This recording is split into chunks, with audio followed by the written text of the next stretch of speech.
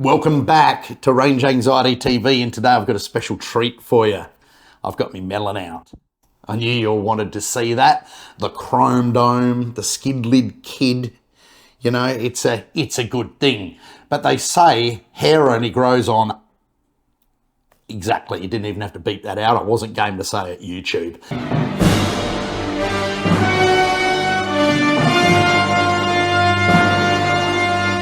Anyway, let's get on to today's topic. And what is it? It's sad and it's funny all in one. It makes me itch actually thinking about it, because it is the actual destruction of one of the greatest empires known, at least in my time, in the automotive industry. Europe, it's stuffed. The car industry is screwed. It's over. And without massive government bailouts, it's going to die because just no one really wants to buy the things. In fact, I was talking to a mate of mine in China the other day. He's a lot younger than me. And he said that once upon a time, European cars were a status symbol. And they were. They were here too. Now, the current generation looks at them either as an old man's or a sucker's car. And that's the way they look at people that are buying European cars in China. So domestic stuff is just so much better. Remember, you heard it here first on Range Anxiety TV. And, you know, we'll probably include my favourite in this, even though I've got really nothing to say about them in the story, but Stellantis. Because I like saying it because it sounds funny, but they own some European cesspool brands as well. But, I mean, they've been pretty much dead for years. Now, let's get on to the big stuff. Have a look at BMW. Have a look at what they've done. There was the Bangle era, where they just started changing from good-looking cars to arseholes on wheels.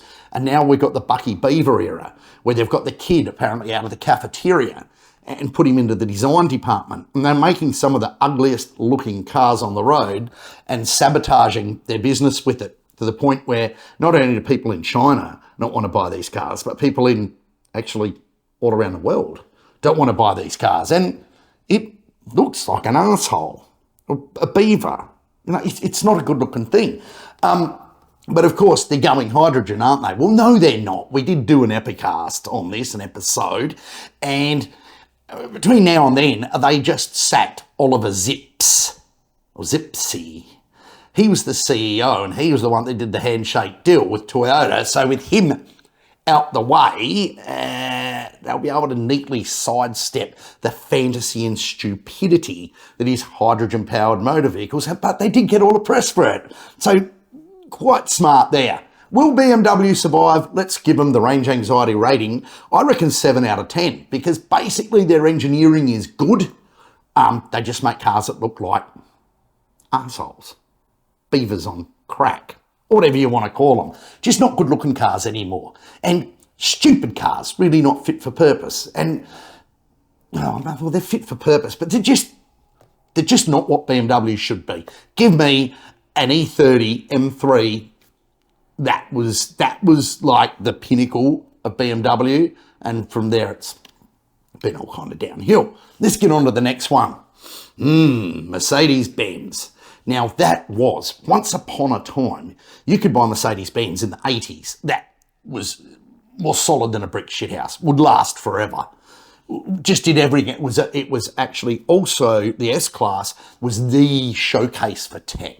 It had everything before everybody else, maybe a generation before everybody else. Things like ABS, whatever.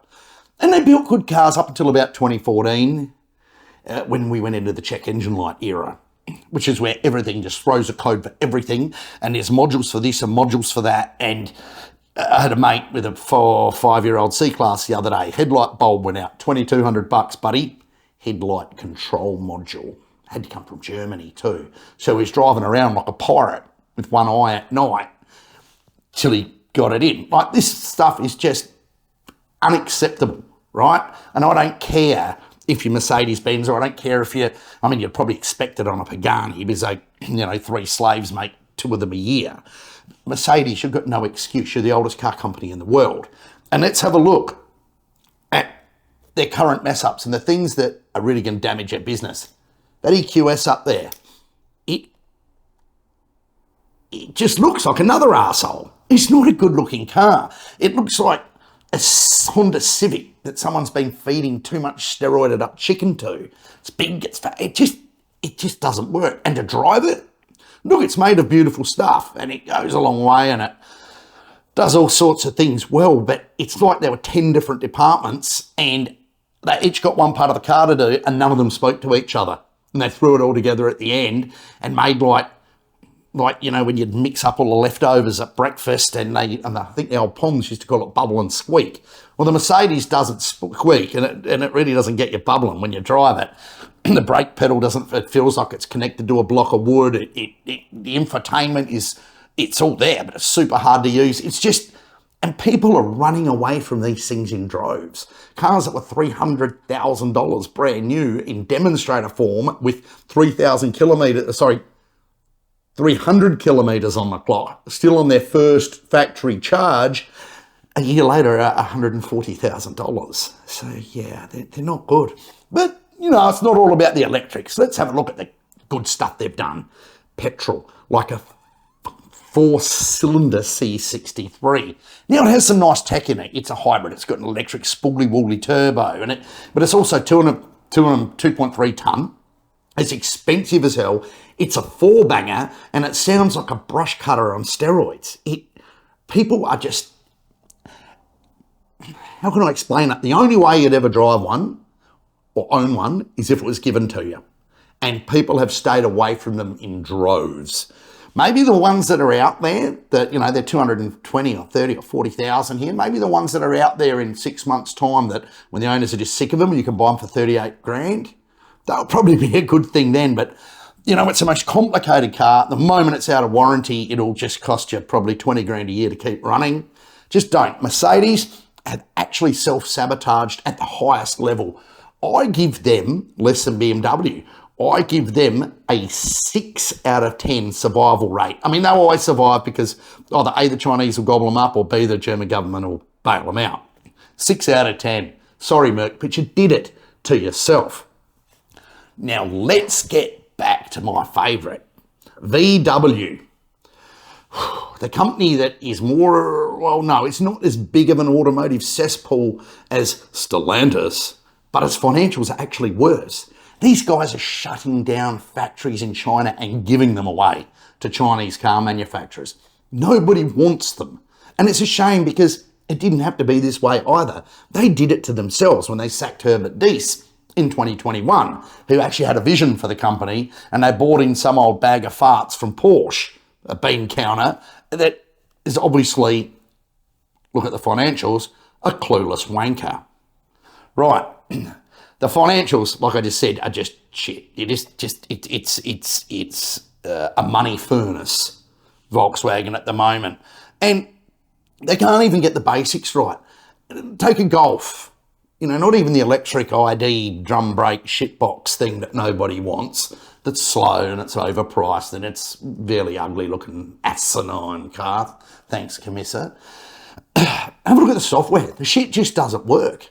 Like freezes. Doesn't get updated. It's clumsy. You've got to go through 10 steps to do anything. They've actually ruined their car. Germans cannot write automotive UI, user interface software, and that's going to be one of the things that kills them. So you've got VW, you've got Audi, not the supermarket, but they do some fairly good value, decent stuff.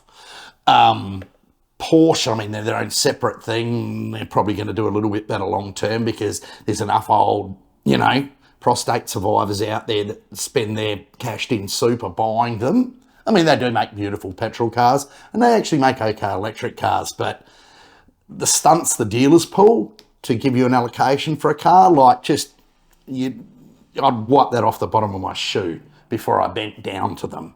Some people do and they love it, but VW, there is only one way for them. I give them a 3 out of 10 for survival. They will survive because they're such a big employer, but they will just turn German taxpayers' money into, they'll do what Holden did to the Australians times 100. And even then they might just fold up and sell to the Chinese. I mean, the whole resounding thing you've got to take away from our talk we're having here today is they did this to themselves. And to quote the two FBI or DI agents, in Wolf of Wall Street. Hey, little man, you got this way all by yourself. You know, it's just, it didn't have to be this way. They could have made some great cars. They chose not to. They're now that far behind, and take it from me, they cannot catch up with the Chinese. They cannot catch up with Tesla. It's just a matter of which one hits the ground and implodes first. So there you go. That wasn't very positive, but it's true. So when you're sitting at the dinner table at your Easter break and you're not too bright uncles telling you about how Europe's going to come back and overrun China, it's just not, because their current offerings are shit.